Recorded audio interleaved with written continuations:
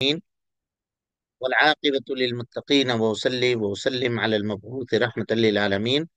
اللهم لا علم إلا ما علمتنا وزدنا علما يا كريم. قال المصنف رحمه الله تبارك وتعالى: اعلم أرشدك الله لطاعته. اعلم، جان لو، اللہ رب العالمین اپنی اطاعت و فرما برداری کی طرف تم کو لگا دے، تمہاری ہدایت کرے، ہے نا. یہ دعا ہے اور شیخ کا یہ اسلوب ہے. اہل علم جب کوئی اہم بات بتانا شروع کرتے ہیں تو وہ کیا کرتے ہیں؟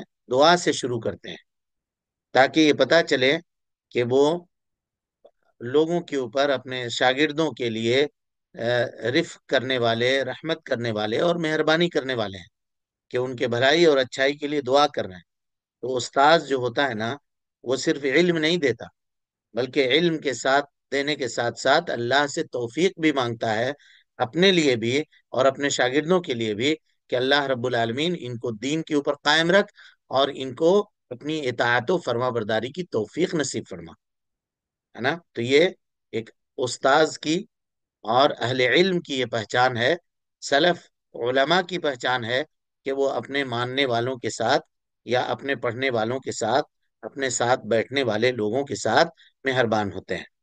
یعنی اللہ تعالیٰ تمہیں ہدایت دے، ارشدک اللہ لطاعته، اللہ تعالیٰ تمہیں ہدایت دے اس چیز کی طرف جو تمہیں دنیا میں فائدہ دے، جو تمہیں آخرت میں فائدہ دے، اور خیر کے راستے کے اوپر تم کو استقامت اختیار کرنے کی اللہ رب العالمین تمہیں توفیق دے. رشد کہتے ہیں جی، ارشدک اللہ کہا نا، رشد کہتے ہیں ہدایت کو، اور وہ ہدایت جو دنیا اور آخرت دونوں میں فائدہ دے، اس کو رشد کہتے ہیں، ہے نا، اس کو رشد کہتے ہیں. یہاں دیکھیے کیا کہہ رہے ہیں، کہا اعلم، یہ جان لو، ان الحنیفیت ملت ابراہیم. حنیفیہ یہ مشتق ہے حنف سے. حنف کے معنی میل، میل کے معنی مائل ہو جانا، ایک طرف مائل ہو جانا، ایک جانب ہو جانا، جھک جانا، ہے نا.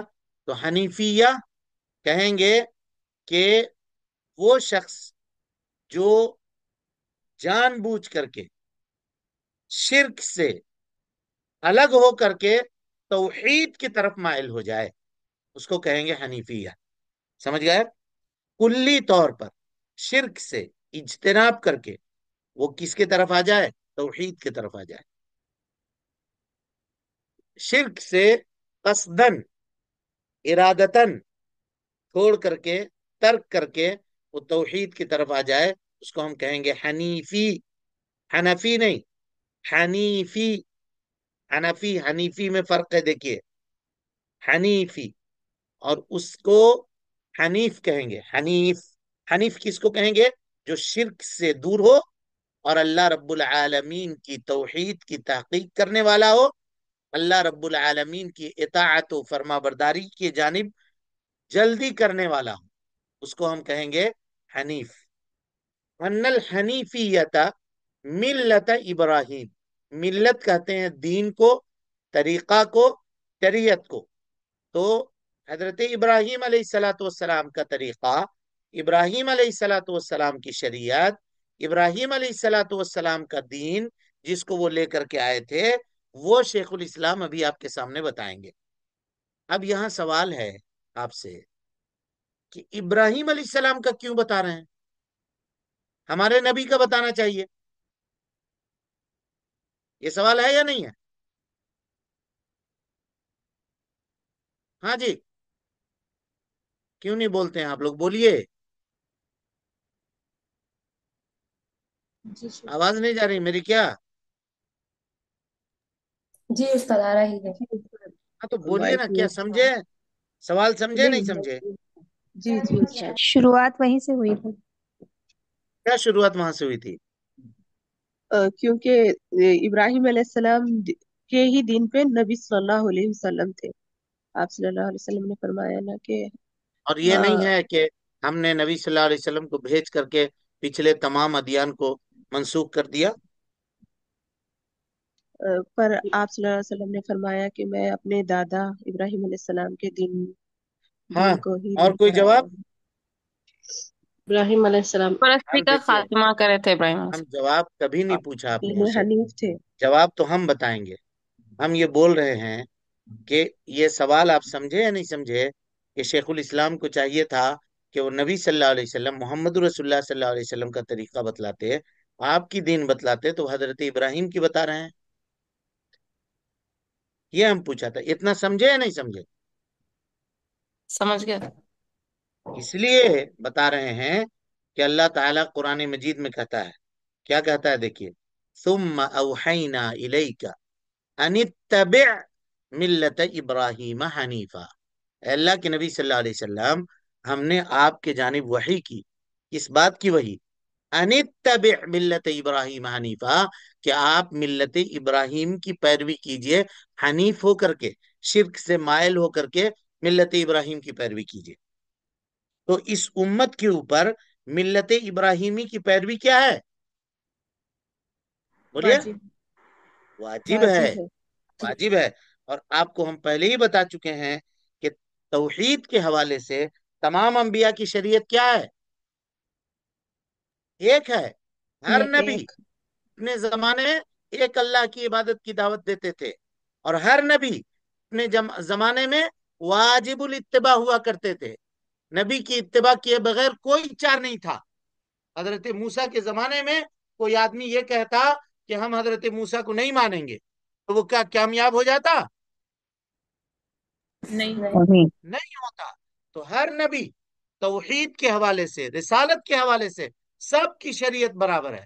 کہا نا، الانبیاء اخوۃ لعلات، مسلم کی روایت ہے، انبیاء آپس میں سوکنوں کے بیٹوں کی طرح سے ہیں۔ سوکن جو ہوتی ہے نا، اس کا شوہر ایک ہوتا ہے، بیویاں کئی ایک ہوتی ہے۔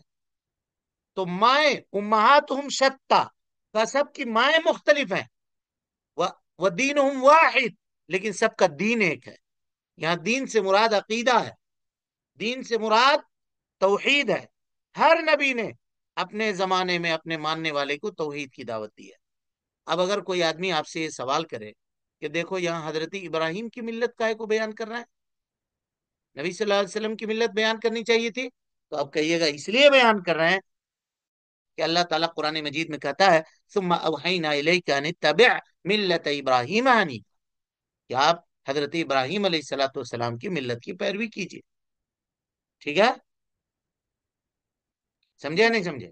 جی سر۔ اور ملت جی ابراہیم کیا ہے؟ توحید ہے۔ سمجھ رہے ہیں؟ اسی لیے حضرت ابراہیم کو کہا جاتا ہے امام الموحدین۔ کیا کہا جاتا ہے؟ امام ہاں، الموحدین، خلیل الرحمن۔ تو اگر ان کی ملت بیان ہو رہی ہے تو اس کا مطلب تمام انبیاء کی ملت بیان ہو رہی ہے۔ تمام انبیاء کا دین وہی تھا، توحید کے حوالے سے اور رسالت کے حوالے سے۔ سمجھ میں آ گئی بات؟ جی الحمد للہ۔ جی تو کہہ رہے ہیں وَاعْلَمْ ارشدک اللہ لطاعته، اعلم ارشدک اللہ لطاعته ان الحنیفیت ملت ابراہیم، ملت ابراہیم۔ ٹھیک ہے؟ حنیفیت جو ہے حضرت ابراہیم علیہ السلام کی ملت کیا ہے، اس کو وہ بتا رہے ہیں شیخ الاسلام۔ تو کہیے گا کیوں بتا رہے ہیں؟ قرآن مجید کی اتباع میں بتا رہے ہیں۔ قرآن مجید نے ہم کو حکم دیا ہے کہ ہم کیا کریں؟ اللہ کے نبی جناب محمد رسول اللہ صلی اللہ علیہ وسلم کے ساتھ ساتھ حضرت ابراہیم علیہ السلاۃ والسلام کی ملت کی اتباع کریں۔ کہا قال رحمت اللہ علیہ، شیخ الاسلام کہتے ہیں، آگے پڑھیے جی، وَبِذَلِكَ أَمَرَ اللَّهُ جَمِيعَ النَّاسِ، یہی نا؟ نہیں یہی ہے نا؟ شرک اللہ کیا ہے پھر؟ تعبد عبد اللہ وحدہ ان مخلص تعبد اللہ ان تعبد اللہ، پڑھیے، ان تعبد اللہ وحدہ مخلصا لہ الدین۔ ان تعبد اللہ وحدہ مخلصا لہ الدین، ہم اللہ رب العالمین کی عبادت کریں اکیلے، وحدہ مخلصا لہ الدین، دین کو اس کے لیے خالص کر کے۔ ان تعبد اللہ، عبادت کے دو معنی ہیں۔ کتنے معنی؟ دو معنی دو ہیں۔ معنی۔ ایک معنی تو یہ ہے کہ تعبد، تعبد یعنی عبادت فعل کے معنی میں ہے، فعل کے معنی میں جو کچھ ہم کر رہے ہیں وہ عبادت ہے، اور جو عمل ہے ہمارا وہ عمل بھی کیا ہے؟ متعبد بھی، جس کے ذریعے سے ہم اللہ رب العالمین کا تقرب حاصل کر رہے ہیں وہ بھی عبادت ہے، ٹھیک ہے؟ تو پہلے معنی میں عبادت تعبد کے معنی میں اگر لیجئے گا تو عبادت کام کے معنی میں آئے گا، کام کے معنی میں آئے گا۔ تو عبادت کا ترجمہ اگر کام کے معنی میں آپ کیجئے گا تو کہیے گا العبادت ہی التذلل للہ تعالی، اللہ رب العالمین کے لیے عاجزی اور انکساری اختیار کرنا، کیسے؟ اس کے اوامر کو بجا لا کر کے، اور جن چیزوں سے اللہ اور اس کے رسول نے منع کیا ہے ان چیزوں سے رک کر کے، یہ تذلل، عاجزی، انکساری کہتے ہیں عبادت کو۔ عبادت کے اندر تقرب کا ہونا شرط ہے، اور یہ کیسے ہوگا؟ جب ہم اللہ تعالی کے حکم کردہ چیزوں کو عمل میں لائیں گے، اور جن چیزوں سے اللہ اور اس کے رسول نے منع کیا ہے اس سے ہم رک جائیں گے، تب جا کر کے ہم عبادت کرنے والے ہوں گے۔ اور عبادت دوسرے معنی میں یعنی متعبد بھی کے معنی میں کب ہوگا؟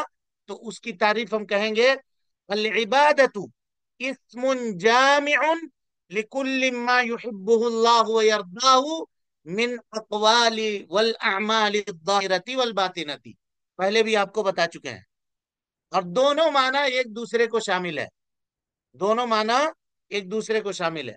اگر کل سوال میں آئے گا کہ عبادت کی تعریف کیجئے بحیث التعبد، بحیث التعبد، تو کہیے گا کہ تعبد کے معنی کے حساب سے اگر کریں گے تو ہی تذلل للہ، اللہ رب العالمین کے لیے عاجزی اور انکساری اختیار کرنا، اس کے اوامر کو بجا لانا، اس کے نواہی سے اجتناب کرنا۔ اور اگر کہیں عبادت کی تعریف کیجئے بفعل المتعبد بھی، اس حیثیت سے، تو کہیے گا العبادت اسم جامع، عبادت کہتے ہیں ایک ایسے جامع نام کو جو اس کے اندر ساری چیزیں شامل ہو، جس کو اللہ تعالیٰ پسند کرتا ہو، جس سے وہ راضی ہوتا ہو، چاہے اس کا تعلق قول سے ہو یا عمل سے ہو، ظاہر سے ہو یا باطن سے ہو، تو دونوں معنی ایک دوسرے کو شامل ہے۔ اس کے بعد کہا مخلصا لہ الدین، اخلاص کہتے ہیں صفائی کو، تنقیہ کو، تنقیہ کرنے کو، کسی بھی چیز کو صاف کرنے کو کیا کہتے ہیں؟ اخلاص کہتے ہیں۔ عبادت میں اخلاص کا کیا معنی ہے؟ تو آدمی اپنے دل کو، اپنے ارادے کو، اپنے قصد کو شرک و بدعات کے تمام شوائب سے پاک کر دے۔ عبادت کیوں کر رہا ہے؟ دنیا والے کو راضی کرنے کے لیے، خالص نہیں ہوا۔ عبادت کیوں کر رہا ہے؟ فلاں کو دکھلانے کے لیے، خالص نہیں ہوا۔ عبادت کیوں کر رہا ہے؟ رب العالمین کی رضامندی کے لیے، تب یہ خالص ہوا۔ اسی کو کہتے ہیں مخلصا لہ الدین، خلوص کے ساتھ، اخلاص کے ساتھ، محض اللہ رب العالمین کی رضامندی کے لیے وہ کیا کرے؟ عبادت کرے۔ ایک تو یہ کہ صرف اللہ کی عبادت کرے، اور دین کو اس کے لیے خالص کرے، اور اخلاص کے ساتھ اللہ رب العالمین کی عبادت کرے۔ چلیں اس کے بعد وبذلك أمر الله جميع الناس وخلقهم لها كما قال تعالى وما خلقت الجن والإنس إلا ليعبدون ومعنى يعبدوني يوحدوني کہا وبذلك امر اللہ جمیع الناس، اسی کا اللہ رب العالمین نے ہر انسان کو حکم دیا ہے، تمام کو حکم دیا ہے۔ ناس جو ہے نا، یہ بنی آدم میں ہر ایک کو شامل ہے جی، یعنی انسان میں اگر وہ ہے تو اس کے اندر وہ شامل ہوگا۔ کوئی بھی نہیں کہہ سکتا ہے کہ ہم اللہ کی اس حکم سے مستثنا ہے، سب کے سب۔ وبذلك امر اللہ جمیع الناس، یعنی ناس کہنا یہ تمام انسانوں کو شامل ہے، آدم علیہ الصلوۃ والسلام سے لے کر کے قیامت کی صبح تک پیدا ہونے والے بچہ بھی اس کے اندر داخل ہے، قیامت تک ہر ایک کو اللہ رب العالمین نے اپنی عبادت کا حکم دیا ہے، اور ہر ایک کو اس بات کا حکم دیا ہے کہ وہ اللہ رب العالمین کے لیے اس کے دین کو خالص کر کے خالصۃ لوجہ اللہ عبادت کرے۔ اور صرف اتنا ہی نہیں بلکہ وخلقہم لہا، اسی لیے اللہ نے ان کو پیدا کیا ہے۔ آج لوگ کہتے ہیں کہ نبی صلی اللہ علیہ وسلم کے لیے اللہ تعالیٰ نے پیدا کیا ہے، اس لیے پیدا کیا ہے۔ یہاں دیکھیے کیا مقصد ہے، کہ امرہم بالعبادتی، اللہ تعالیٰ نے ان کو عبادت کا حکم دیا اور ان کو پیدا کیا توحید کے لیے. توحید کے لیے دلیل اس کی کیا ہے؟ یعنی اللہ سبحانہ و تعالی نے ہم لوگوں کو اس لیے پیدا کیا ہے کہ ہم صرف اسی کی عبادت کریں. وحدہ لا شریک لہ، جو اکیلا ہے اس کا کوئی شریک نہیں ہے. دلیل وما خلقت الجن والانس الا لیعبدون، ہم نے جنوں اور انسانوں کو ایک حکمت کے تحت پیدا کیا ہے، اور وہ عظیم حکمت کیا ہے جنوں اور انسانوں کی تخلیق کے پیچھے؟ وہ اللہ رب العالمین کی عبادت ہے عز و جل. خالص اللہ تعالیٰ کی عبادت کو خالص کر کے صرف رب العالمین کے لیے عبادت کیا جائے. اور یہاں عبادت سے مراد کون سی عبادت ہے جی؟ اب اگر کوئی آدمی یہ کہے کہ میاں بڑا اچھا ترجمہ کر رہے ہو، کہا کیسے؟ کہا ایسے کہ تم ایک طرف کہہ رہے ہو کہ اللہ جو چاہے گا وہ ہوتا ہے، پھر اللہ نے ہم کو عبادت کے لیے پیدا کیا تو ہم کہاں عبادت کر رہے ہیں؟ تو اس کا مطلب یہ ہوا کہ اللہ تعالیٰ نعوذ باللہ من ذالک جو چاہتا ہے وہ نہیں ہوتا ہے. سمجھے یا نہیں سمجھے؟ جی استاد. پھر کیا جواب دیجیے گا؟ کوئی پوچھ سکتا ہے نا کہ تم لوگ یہ کہہ رہے ہو وما خلقت الجن والانس الا لیعبدون، اللہ نے ہم کو اپنی عبادت کے لیے پیدا کیا ہے. دنیا میں اکثر لوگ ایسے ہیں جو اللہ کی عبادت نہیں کرتے.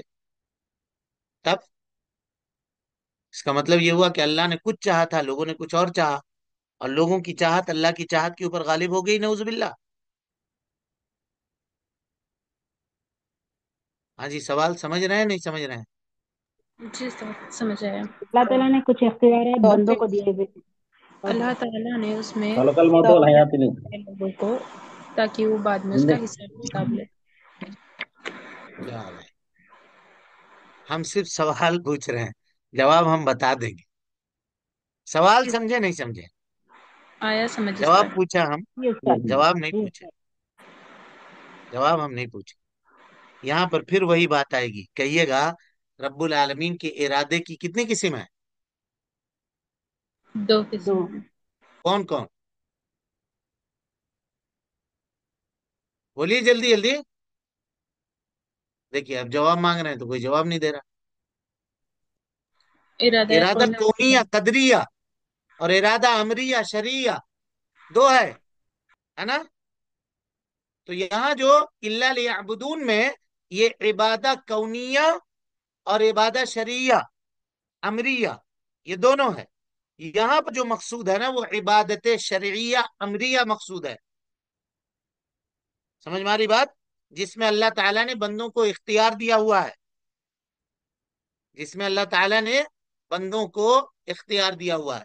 اور دوسرا معاملہ جو ہے جس میں اختیار دیا ہوا نہیں ہے، مثال کے طور پر اس کو شیخ الاسلام ابن قیم رحمۃ اللہ علیہ نے بیان کیا. اللہ تعالیٰ کی ضرورت ہر ایک کے دل میں ہے، ہر ایک کے دل میں ہے. دیکھیے گا کوئی بھی آدمی مصیبت میں ہوتا ہے، بے ساختہ اس کی نگاہیں کدھر اٹھتی ہیں؟ آسمان کی طرف. آسمان کی طرف، آسمان کی طرف. یہاں تک کہ شیخ الاسلام نے لکھا ہے کہ جانوروں کو دیکھو گے، بکریوں کو، اونٹوں کو، گایوں کو، جب وہ مصیبت میں ہوتے ہیں تو اپنی نگاہوں کو آسمان کی طرف بلند کرتے ہیں. اللہ اکبر. یہ ان بلٹ ہے معاملہ انسان کے اندر کا، یہ نہیں ہم کہہ رہے ہیں قصدن اختیاری طور پہ. تعریف کیا نا اوپر میں، کیا کہا؟ کہ وہ قصد کرتے ہوئے اختیاری طور پہ شرک سے مائل ہو کر کے توحید کی طرف لگنے والا ہو، تب جا کر کے اختیاری طور پہ یہ نہ علم ہوا. ورنہ اگر اختیار نہیں ہے تو پھر پرمپرا ہے، وہ سب ویسے کر رہے ہیں، ہم بھی ویسے کر رہے ہیں. ابا امی دادا دادی خاندان والے ایسا کر رہے تھے تو ہم بھی ایسا کرتے چلے آ رہے ہیں. قصد کہاں ہے، ارادہ کہاں؟ وہ دونوں چیزیں ہونی چاہیے. سمجھ میں آئی بات یا نہیں آئی؟ تو کہیے گا کہ کوئی منافات نہیں ہے. اللہ رب العالمین کے ارادے کی دو قسم، ایک ارادہ شرعیہ ہے جس میں اس نے بندوں کو اختیار دیا ہوا ہے، کرو گے ثواب، نہ کرو گے عذاب. اور دوسرا ارادہ کونیہ ہے جس میں کسی کو اختیار نہیں ہے، کسی کو اختیار نہیں ہے. اللہ جو چاہے گا، جس وقت چاہے گا، جیسا چاہے گا، میرے ساتھ، آپ کے ساتھ، دنیا والوں کے ساتھ، ہر ایک کے ساتھ کر سکتا ہے. سمجھ گئے؟ تو جب اس کو سمجھ جائیے گا تو یہاں پہ کوئی منافات نہیں رہے گا. شیخ الاسلام کہتے ہیں ومعنى يعبدون يوحدون وما خلقت الجن والانس الا ليعبدون. ہاں جی، جن کو پہلے کیوں ذکر کیا اور انسان کو بعد میں کہا ذکر کیا؟ کیونکہ جنات کو پہلے بنایا، پہلے پیدا کیا جنات تھا. کو پہلے بنایا ہاں، تھا. انسانوں سے پہلے جنات یہاں آباد تھے، اسی لیے ترتیب زمانی کا لحاظ رکھا. وما خلقت الجن والانس الا ليعبدون. کہا الا ليعبدون، یعبدون مانے یوحدون، میری توحید کی تحقیق کریں. یہ مطلب ہوا، یعنی وہ اللہ رب العالمین سے تقرب حاصل کرنے کی کوشش کریں. یعبدون اصل میں کیا تھا؟ یعبدونی، یہ تھا جی، یعبدونی لیعبدونی، یعنی تمام کی تمام عبادات کس کے لیے کریں؟ اللہ رب العالمین کے لیے کریں. اور اسی کو اللہ تعالیٰ نے کئی جگہ پر بیان کیا ہے قرآن مجید میں. وَقَضَىٰ رَبُّكَ أَلَّا تَعْبُدُوا إِلَّا إِيَّاهُ، تمہارے رب نے یہ فیصلہ کیا ہے کہ تم کسی کی عبادت مت کرو سوائے اللہ کے.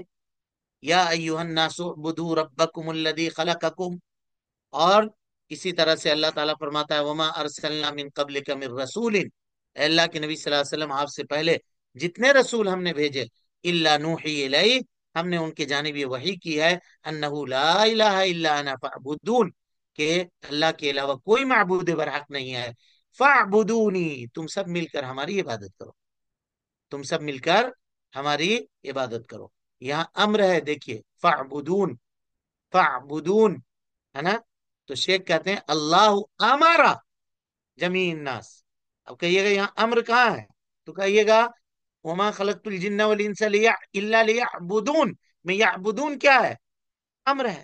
اسی طریقے سے وما ارسلنا من قبلک من رسول الا نوحی الیہ انہ لا الہ الا انا فاعبدون، یہ کیا ہے؟ امر ہے. تو اللہ رب العالمین نے امر دیا ہے، آرڈر کیا ہے، حکم کیا ہے. چلیے اس کے بعد وأعظم ما أمر الله به التوحيد وهو إفراد الله بالعبادة. کہتے ہیں وَأَعْدَمُ مَا أَمَرَ اللَّهُ بِهِ التَّوْحِيد، یعنی اللہ تعالی کے حکموں میں سے سب سے بڑا حکم کیا ہے؟ توحید. سب سے بڑا حکم، تمام حکموں کا سردار یہ توحید ہے نا، جس کا اللہ تعالی نے انسانوں کو حکم دیا، انسانوں کو پیدا کیا اس کے لیے، اور دنیا میں جتنے رسول آئے ان رسولوں کی بعثت کا بھی یہی مقصد بتلایا. وَلَقَدْ بَعَثْنَا فِي كُلِّ أُمَّةٍ رَسُولًا أَنِ اعْبُدُوا اللَّهَ وَاجْتَنِبُوا الطَّاغُوتَ. اور رسولوں نے اپنی دعوت کا آغاز بھی اسی سے کیا، بلکہ اللہ کے نبی جناب محمد رسول اللہ صلی اللہ علیہ وسلم نے پوری زندگی توحید الوہیت کی دعوت لوگوں کے سامنے آپ نے پیش کی. توحید کہتے کس کو ہیں؟ تو توحید لغت میں وحد یوحد الشیء کا مصدر ہے، یعنی کسی بھی چیز کو اکیلا، واحد اکیلا، تنہا سمجھنا، اس کو فرد سمجھنا، واحد سمجھنا، اکیلا سمجھنا. عرب کہتے ہیں وحدہ اذا افردہ وجعلہ فردا، فلاں نے فلاں کو اکیلا سمجھا اور اس کو تنہا کیا، اسی لیے اس کو کہتے ہیں توحید. اور علماء کے اصطلاح میں، علماء سنت کے اصطلاح میں کیا کہتے ہیں؟ علماء سنت اس لیے کہہ رہے ہیں کہ یہاں ان لوگوں سے کیا ہو جائے؟ فرق ہو جائے، جو باطل فرقے ہیں ان سے فرق ہو جائے، کیونکہ ہر فرقہ والا اپنے نزدیک توحید کا اپنے اعتبار سے تعریف کرتا ہے. تو اہل سنت والجماعت کے نزدیک توحید کے نا دو اطلاق ہیں، غور سے سنیے گا، ایک اطلاق عام اور ایک اطلاق خاص. اطلاق عام کیا ہے؟ کہ اللہ رب العالمین کو اکیلا سمجھا جائے ان تمام چیزوں میں جو اللہ تعالیٰ کے لیے خاص ہے، ان تمام چیزوں میں جو اللہ تعالیٰ کے لیے خاص ہے، یعنی افراد اللہ عز وجل بما یختص به، جو اللہ تعالیٰ کے لیے خاص ہے ان چیزوں میں اللہ رب العالمین کو اکیلا سمجھا جائے، اس کے افعال میں ہے نا، اور چاہے بندوں کے افعال میں، اس کے اسما اور صفات میں، تمام چیزوں میں اللہ رب العالمین کو اکیلا سمجھا جائے. اسی لیے توحید اس معنی میں کتنے قسموں میں تقسیم ہوتی ہے؟ 3 قسموں میں تقسیم ہوتی ہے: توحید ربوبیت، توحید الوہیت، اور توحید اسماء اور صفات۔ اسی معنی میں یہ اطلاق عام ہے، یعنی اللہ رب العالمین کے لیے اللہ تعالیٰ کے جو کام ہے، وہ چیز جو اللہ تعالیٰ کے ساتھ خاص ہے، اس میں اس کو اکیلا سمجھا جائے، تو اس میں پھر توحید کی 3 قسم بنے گی۔ توحید ربوبیت، توحید ربوبیت کس کو کہتے ہیں؟ اللہ رب العالمین کو اس کے افعال میں اکیلا جاننا، اس کے کاموں میں اکیلا جاننا۔ جیسے پیدا کرنا اللہ کا کام ہے، بادشاہت اللہ کا کام ہے، تدبیر کرنا اللہ کا کام ہے، روزی دینا اللہ کا کام ہے، موت دینا اللہ کا کام ہے۔ اسی کو کہتے ہیں توحید ربوبیت۔ اسی کو اللہ نے ذکر کیا، اللہ خالق کل شیء، اللہ خالق کل شیء، اللہ رب العالمین ہر چیز کا خالق ہے۔ اسی طرح سے اللہ تعالیٰ کہتا ہے حل من خالق غیر اللہ، اللہ کے علاوہ کوئی اور خالق ہے کیا؟ یرزقکم من السماء والارض، جو تم کو آسمان و زمین روزی دے، لا الہ الا ہو، اس کے علاوہ کوئی معبود برحق نہیں ہے، نہ تو اس کے علاوہ کوئی خالق ہے، نہ اللہ کے علاوہ کوئی رازق ہے سوائے اللہ رب العالمین، اس کے علاوہ کوئی نہ خالق ہے نہ کوئی رازق ہے۔ اسی کو اللہ نے کہا الا لہ الخلق والامر تبارک اللہ رب العالمین، آگاہ ہو جاؤ، اسی کے لیے خلق ہے، یعنی اسی نے پیدا کیا ہے، والامر، اسی کا آرڈر چلے گا، اس کے علاوہ کسی کا نہیں چلے گا۔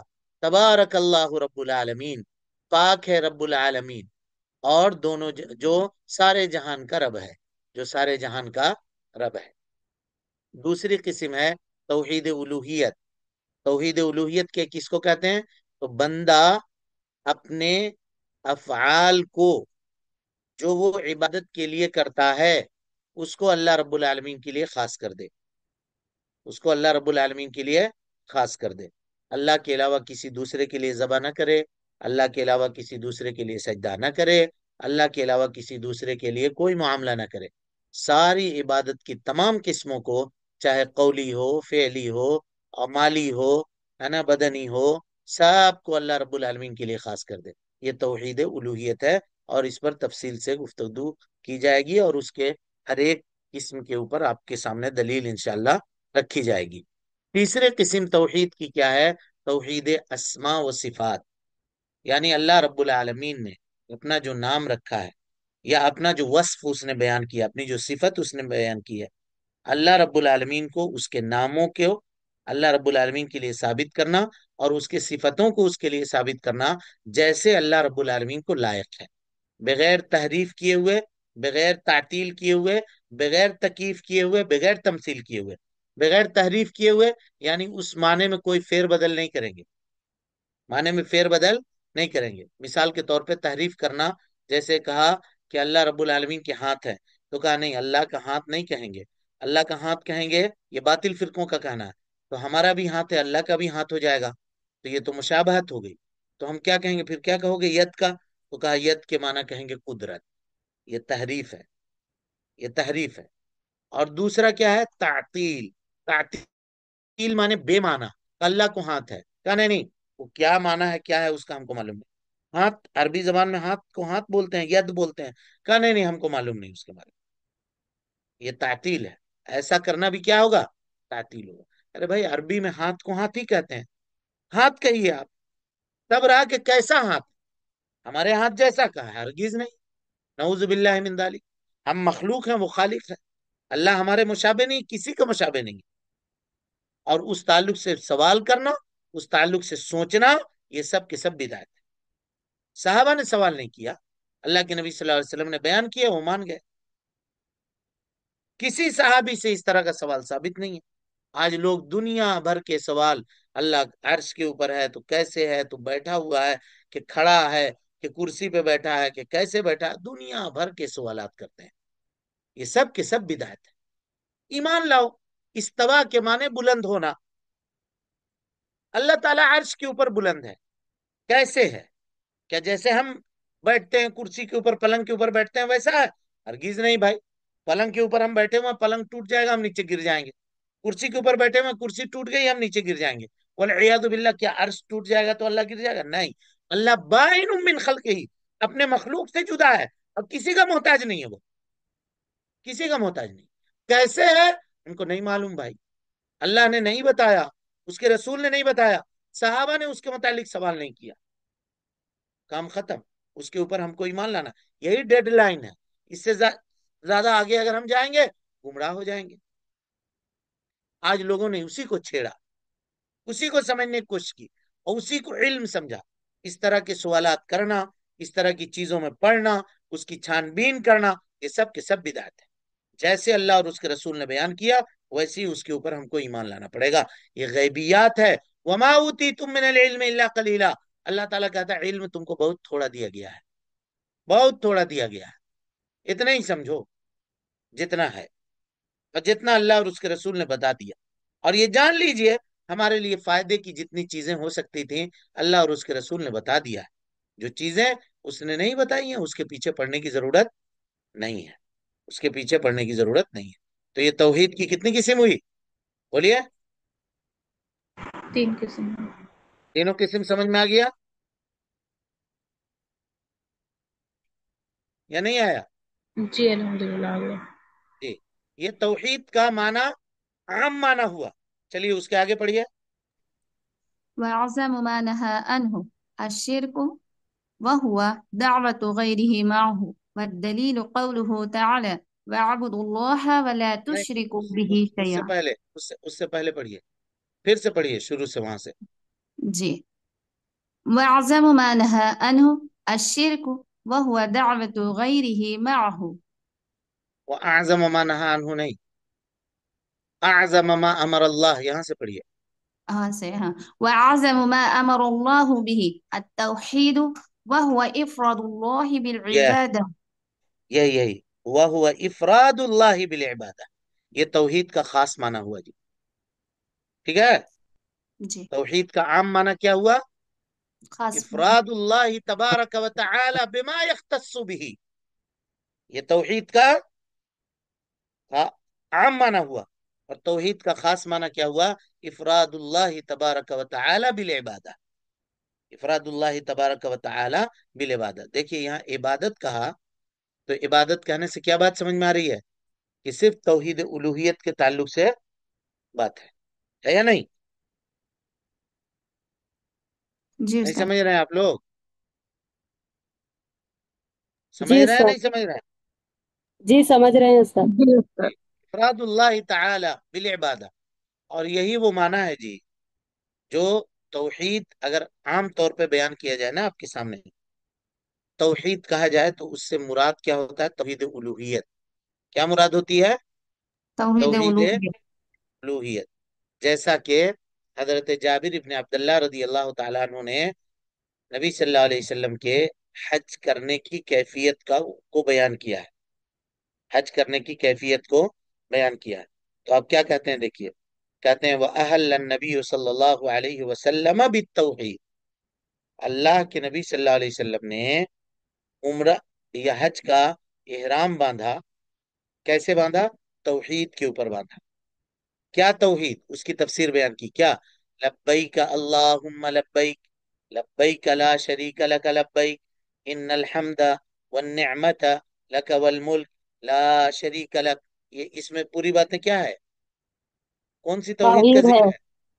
कौन सी तौहीद का गवाही, जिक्र है? गवाही देना, तौहीद कौन सी उलूहियत। तौहीद का जिक्र? तौहीद तौहीद उलूहियत का। किसका जिक्र है? उलूहियत। तौहीद तौहीद उलूहियत। उलूहियत का। उलूहियत. और यही इसमें क्या किया गया है? इफरादुल्लाह अज़्ज़ा व जल्ल बिल इबादा, अल्लाह रब्बुल आलमीन को इबादत के लिए खास किया गया है। तो शेखुल इस्लाम ने अपनी किताब के अंदर तौहीद की जो तारीफ की है, ये आम माने में किया है या खास माने में किया है? खास माने में किया है। मालूम. खास माने में किया है। इसको जानिएगा और इसको समझिएगा। और इसी के बाद जो है ना सारे हुकूक मुरतब होते हैं। चलिए उसके बाद आगे पढ़िए। وأعظم ما نهى عنه الشرك وهو دعوة غيره معه والدليل قوله تعالى واعبدوا الله ولا تشركوا به شيئا. एक सेकंड।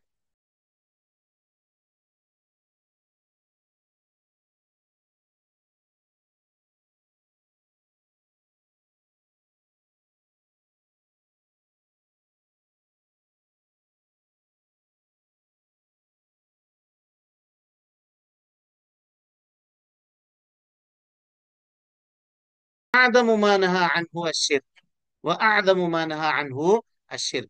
جب جب شیخ الاسلام محمد بن عبد الوہاب رحمۃ اللہ علیہ نے اللہ رب العالمین کے سب سے بڑے حکم کا ذکر کر دیا، وہ توحید ہے، تو یہاں پہ ظاہر سی بات ہے سب سے بڑا جس چیز سے اللہ رب العالمین نے ہم کو اور آپ کو روکا ہے وہ ذکر کرنا بھی بنتا ہے. تو آپ اس کو ذکر کر رہے ہیں کہ توحید کے مقابلے میں سب سے بری چیز دنیا کے اندر، سب سے گھناؤنی چیز جس سے انسان کو نفرت کرنی چاہیے اور جس سے انسان کو دور بھاگنے کی کوشش کرنی چاہیے، وہ کیا ہے؟ وہ کیا ہے؟ شرک ہے، بولیے. شرک شرک. ہے. یہی آج کل کے اس زمانے میں لوگوں کو سمجھنا ہے. اس کتاب کی اہمیت اسی سے پتہ چلتی ہے. قوم کے بچے بچے کو یہ کتاب پڑھنا چاہیے. مسجد مسجد میں اس کے درس کو عام کرنا چاہیے. کیوں؟ آج جو یہ معاملات ہو رہے ہیں نا، ارتداد کے معاملات، اور اسکول اور کالج جو ہیں، بڑے بڑے اسکول کالج جو ہیں وہ آج اڈے بن گئے ہیں اس کے ارتداد کے. اور اس کی وجہ کیا ہے؟ اس کی وجہ یہ ہے کہ کفر کی سنگینی کیا ہے، شرک کی سنگینی کیا ہے، اس کو ہم نے اپنے بال بچوں کو بتایا ہی نہیں ہے، ان کو معلوم ہی نہیں ہے. نتیجہ یہ ہو رہا ہے کہ وہ صرف یہ سمجھ رہی ہیں، یا لڑکا یہ سمجھ رہا ہے کہ ہم مسلم ہیں نا، تو جو ہمارا آدھار کارڈ ہے یا ہمارا جو پاسپورٹ ہے یا ہمارے کالج کا جو فارم ہے، ایڈمیشن فارم، اس پہ جو ہے ریلیجین کا جو ریلیجیس کا جو کالم ہے، اس میں ہم خالی اسلام لکھ دیں یا مسلم لکھ دیں، وہی ہمارے لیے، وہی اتنے ہی شناخت ہے، اور کچھ بھی نہیں ہے. ورنہ کیا وجہ ہے؟ آپ کسی لڑکی کو کھڑا کیجئے اور اس سے کہیے کہ یہ بتاؤ، ہم تمہارا نکاح ایک ایسے لڑکے سے کرنا چاہتے ہیں جو شرابی ہے، ایک ایسے لڑکے سے کرنا چاہتے ہیں جو چور ہے، ایک ایسے لڑکے سے کرنا چاہتے ہیں جو ہسٹری چیٹر ہے. کیا کوئی بھی لڑکی راضی ہوگی جی اس سے نکاح کرنے کے لیے؟ بولیے. نہیں. نہیں جی. نہیں ہوگی، ہرگز نہیں ہوگی. وہ کروڑ پتی بھی کیوں نہ ہو، لیکن وہ شرابی ہے تو نہیں ہوگی. کیوں نہیں ہوگی؟ اس لیے کہ اس کو شراب کی حرمت کا علم ہے، اس کو شراب کی قباحت کا علم ہے، اس کو ڈکیتی کے اور چوری کے قباحت کا علم ہے. لیکن وہی خاتون ایک مشرک سے نکاح کرنے کے لیے کیسے خوشی خوشی راضی ہو جاتی ہے، عشق اور معاشقے میں پڑھ کر کے. ہاں، اس کا نہیں ہو مطلب یہ سکتے. ہے کہ ہم نے شرک کی قباحت کو اس کے سامنے نہیں بیان کیا، شرک کی سنگینی کو اس کے سامنے بیان نہیں کیا، توحید کی عظمت کو اس کے سامنے نہیں رکھا کہ دنیا اور آخرت میں. اور یہی انبیاء کیا کرتے تھے. اللہ اکبر. ہم لوگ یہ سمجھتے ہیں ہر باپ اپنے بیٹا یا بیٹی کے مستقبل کے لیے فکر مند ہوتا ہے، سب ہوتا ہے، لیکن ہم لوگوں نے مستقبل کیا سمجھا ہے؟ میرے بعد میرا بیٹا کیا کھائے گا، کیا پہنے گا، کیا کمائے گا، میری بیٹی کہاں رہے گی، کیسے سکون سے رہے گی، کیسے چین سے رہے گی، گھر اس کا اچھا ہونا چاہیے، سسرال اچھا ہونا چاہیے. یہی ہے مستقبل، فیوچر. ہم جنت جائیں گے، میرا بچہ جنت جائے گا یا نہیں جائے گا، میری بیٹی جنت جائے گی یا نہیں جائے گی، یہ اصل مستقبل ہے، یہ اصل مستقبل ہے. دنیا میں جو رزق وہ لے کر آیا ہے یا آئی ہے، وہ تو اس کے قدموں میں آ کر رہے گی، چاہے آپ چاہیں چاہے نہ چاہیں، چاہیں چاہے نہ چاہیں. لیکن جنت و جہنم کی فکر تو ہم کو خود کرنی ہے نا، جنت میں جانے کی، جہنم سے بچنے کی. لیکن اس کی کوئی فکر آج نہیں ہے، کسی کو نہیں ہے. ہم دنیاوی ظاہری چیزوں کی فکر کے پیچھے پڑتے ہیں، اخروی چیزوں کے فکر کے پیچھے نہیں پڑتے ہیں. یہی وجہ ہے. آپ کسی بھی اسکول کے، کالج کے گیٹ کے اوپر، دروازے کے اوپر جا کر کے کھڑے ہو جائیے اور وہاں پوچھئے تو 10 لڑکوں کو لیجئے، 10 لڑکیوں کو لیجئے، سروے کرنے کے لیے پوچھئے ذرا، لا الہ الا اللہ کا صحیح معنی اور مفہوم کیا ہے، بتاؤ. بتاؤ کہ اسلام کے کتنے ارکان ہیں، بتاؤ کہ اللہ کے نبی صلی اللہ علیہ وسلم کہاں پیدا ہوئے، کتنے سال میں آپ نبی بنائے گئے، کب آپ نے ہجرت کی، کہاں ہجرت کی، قرآن مجید کی سب سے پہلی آیت کون سی ہے، آخری آیت کون سی ہے، کتنا قرآن تم کو یاد ہے، بتاؤ. دینی تعلیم کے نام، ہم لوگ سمجھتے ہیں دینی تعلیم کیا ہے، مدرسہ میں، مسجد میں بھیج دیا، الف با تا سا جیم ہے، نورانی قاعدہ پڑھ لیا، اس کے بعد قرآن پڑھ لیا، ہاں بچہ میرا قرآن ختم کر دیا. ارے قرآن ختم کر دیا تو کیا ہو گیا؟ علم سیکھ گیا وہ، دین سیکھ گیا وہ پورا. عقیدہ پڑھائیے، عقیدہ. اللہ کے نبی صلی اللہ علیہ وسلم کے اصحاب کہتے ہیں تعلمنا العقیدہ، پہلے ہم نے عقیدہ سیکھا نبی صلی اللہ علیہ وسلم سے، ثم تعلمنا القرآن، اور اس کے بعد قرآن مجید کو سیکھا.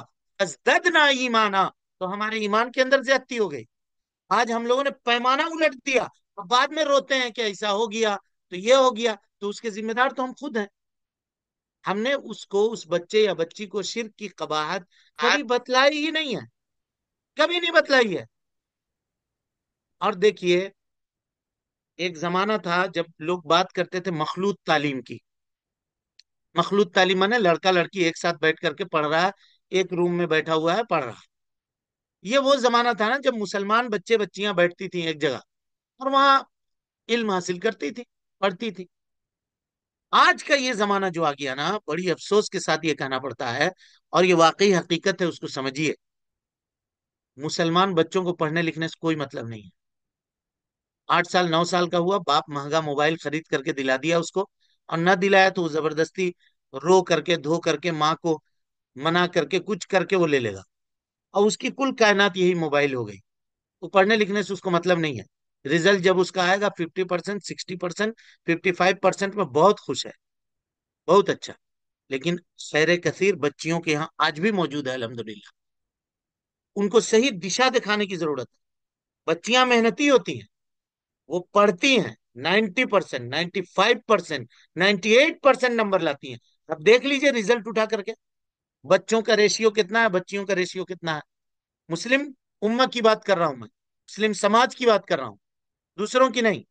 پھر کیا ہوتا ہے، ان کو جو ہے نا یہ 50%، 55% والے یہ لوکل کسی کالج میں سمٹ کے رہ جاتے ہیں بڑی مشکل سے. اگر چلو ان کو مل گیا، کوئی ڈونیشن دے کر کے کہیں ایڈمیشن ہو گیا تو بڑی اچھی بات ہے، ہو گیا نہیں تو وہ پھر کاروبار کی طرف چلے گئے، کہیں اور چلے گئے، وہ سمٹ گئے، اسی پہ نپٹ گئے.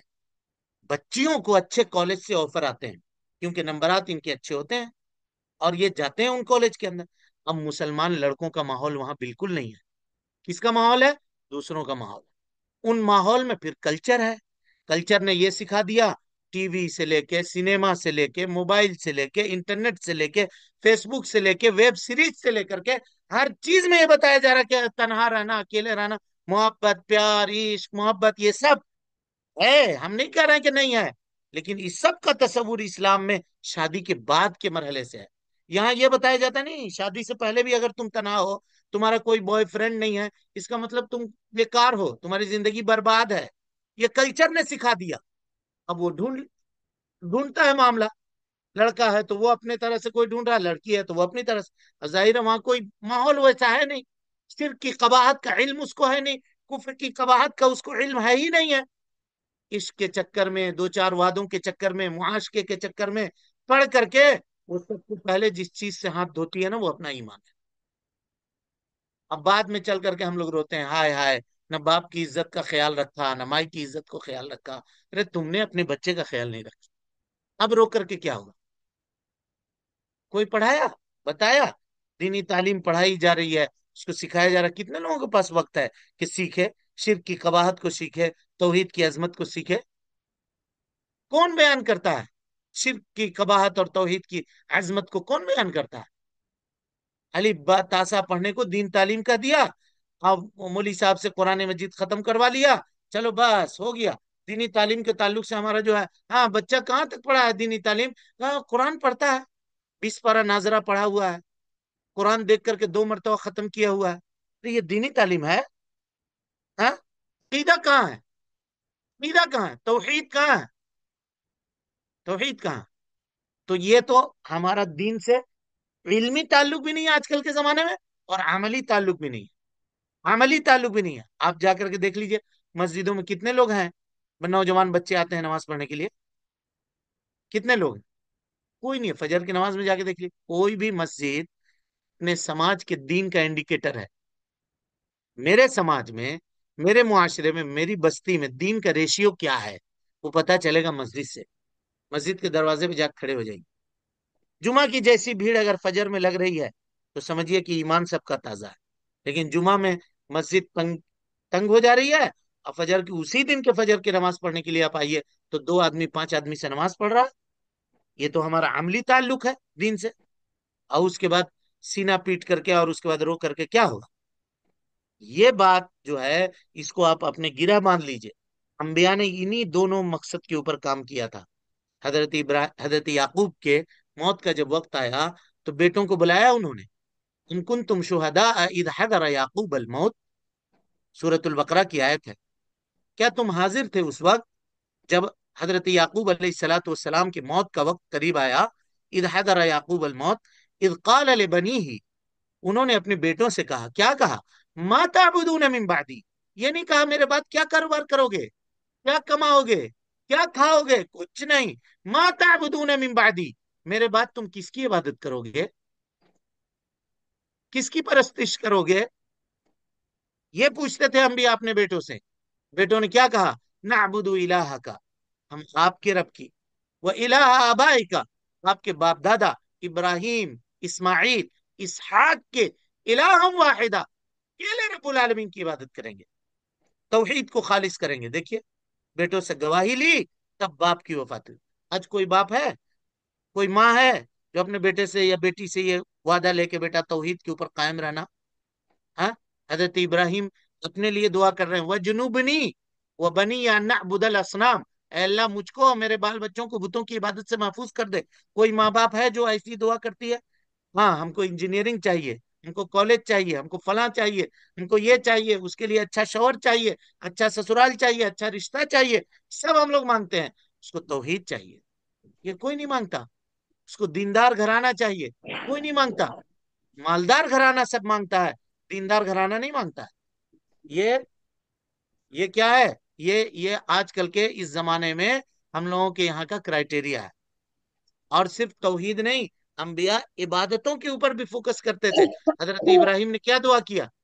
دعا کی کہ ربی اجعل لی مقیم الصلاۃ ومن ذریتی ربنا وتقبل دعا، اے اللہ مجھ کو نمازی بنا دے اور میری ذریت کو بھی نمازی بنا دے. کوئی ماں باپ آج کے زمانے میں یہ دعا کرتا ہے؟ ہم لوگ تو اعلیٰ تعلیم کے نام پہ چاہتے ہیں کہ وہ نمازوں نہ پڑھے، چھوڑ دیتے ہیں. اس پر غور کرنے کی ضرورت ہے. اسی لیے اس کتاب کا پڑھنا اور اس کو سیکھنا اور اس کی تعلیم کو عام کرنا ہم سب کے اوپر واجب ہے، ضروری ہے، خاص کر کے اس ماحول میں جس میں ہم اور آپ جی رہے ہیں. اللہ تعالیٰ سے دعا ہے کہ وہ ہم سب کو حسن عمل کی توفیق دے، ہم سب کی اصلاح فرمائے، نیکیوں کو قبول کرے، سیئات سے درگزر فرمائے، جب تک زندہ رکھے دین اسلام پہ زندہ رکھے، اور جب اٹھائے توحید پہ اٹھائے، ایمان پہ خاتمہ فرمائے. آمین. واخر دعوانا ان الحمد للہ رب العالمین.